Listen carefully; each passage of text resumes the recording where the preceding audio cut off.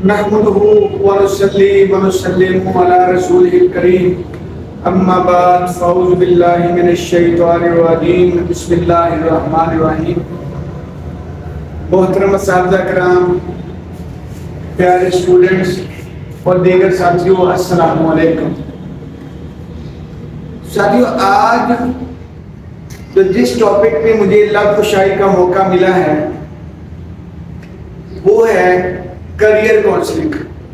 आप जानते हैं कि आप लोगों के एग्जाम हो चुके हैं, ठीक? आप लोगों के एग्जाम हो चुके हैं। अब इन एग्जाम्स के बाद आप लोगों ने क्या करना है? मोस्टली आप लोग वो हो जिनके मैट्रिक के एग्जाम हुए,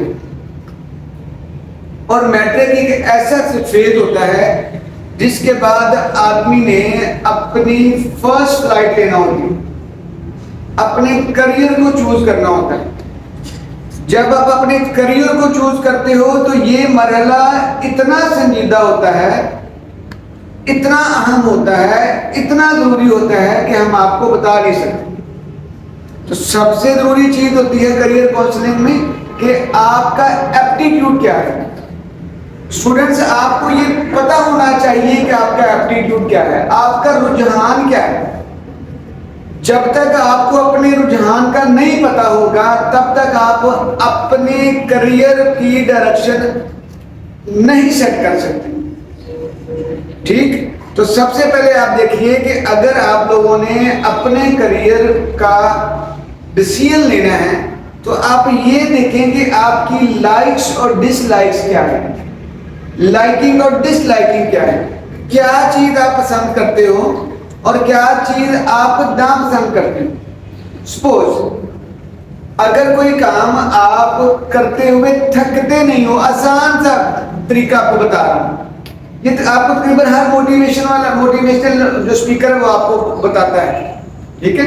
तो मेरा मकसद सिर्फ आपको इलेबोरेट करना है, मैं कोई नई बात नहीं कर रहा हूं। वो काम जो आप करते हुए थके नहीं, वो किताब जो आप पढ़ते हुए मजा करें, इंजॉय करें, वो किताब जो आपको आसानी से याद हो जाती है, वो सब्जेक्ट जो आप ज्यादा पढ़ना चाहते हैं, वो आपका रुझान है, वो आपका एप्टीट्यूड है। हमने देखा होगा, हमने सुना होगा, क्योंकि आपकी अभी एज छोटी है तो इस एज में क्या है, चीजों की समझ आती है ना। तो सबसे जरूरी बात है, आज के बाद आपने जो बात नोट करनी है ना वो ये है कि एक कामयाब बंदा कामयाब क्यों है, ठीक?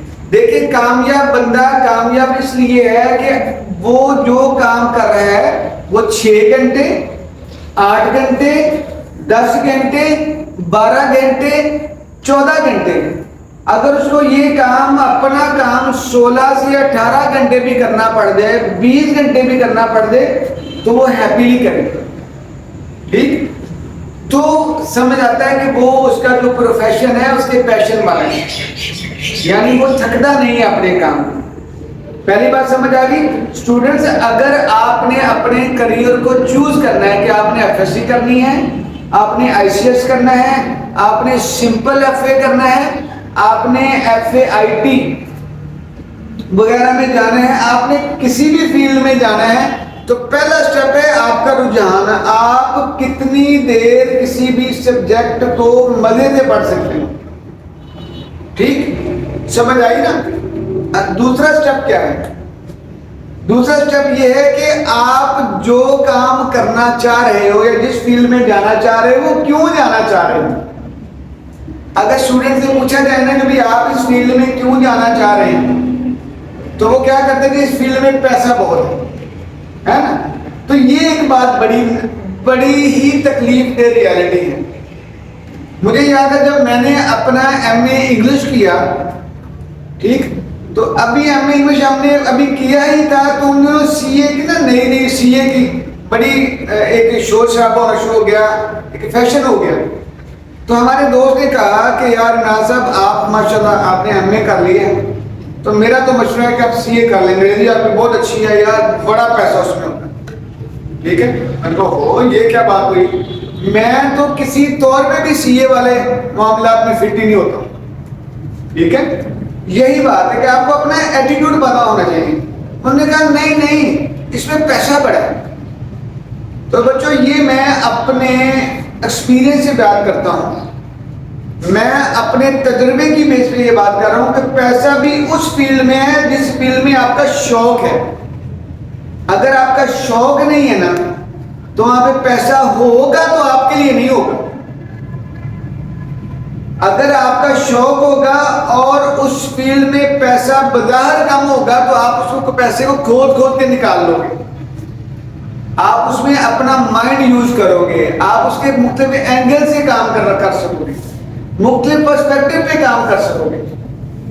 आपने कभी देखा है कि लोग 6-8 घंटे की जॉब करके आते हैं, रात को सुबह जाते हैं, रात को जॉब करके आते हैं, तो थके टूटे हुए आते हैं। लो जी, थके चिड़चिड़े हुए होते हैं। 8 घंटे का काम 7 घंटे, 8 घंटे का काम होता है तो 6 घंटे काम किया बस। कभी नमाज पढ़ने चले गए, हमारे वर्कर ऐसा करते थे। तो बच्चों, ये नहीं करना। सबसे जरूरी काम है वो ये कि आप जिस काम को करते हुए थके ना, वो आपका काम है, वो आपका प्रोफेशन है।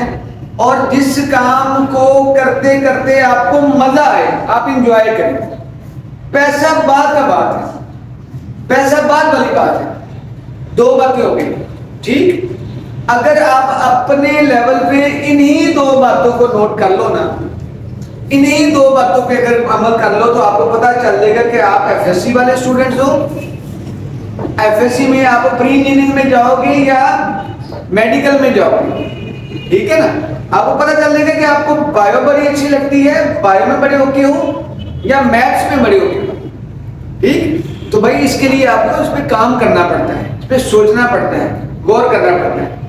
तो आज के लिए मेरा ख्याल, मैं अपनी इस बात को बेटा यहाँ पे खत्म करता हूँ कि अगर आपने अपने करियर को सेट करना है, अपने करियर की डायरेक्शन को सेट करना है, तो प्लीज इन दो बातों पे आपने गौर करना है। पहले ये दो बातें जरूरी हैं, उसके बाद अगले पॉइंट्स होंगे, ठीक है जी। जज़ाकल्लाह।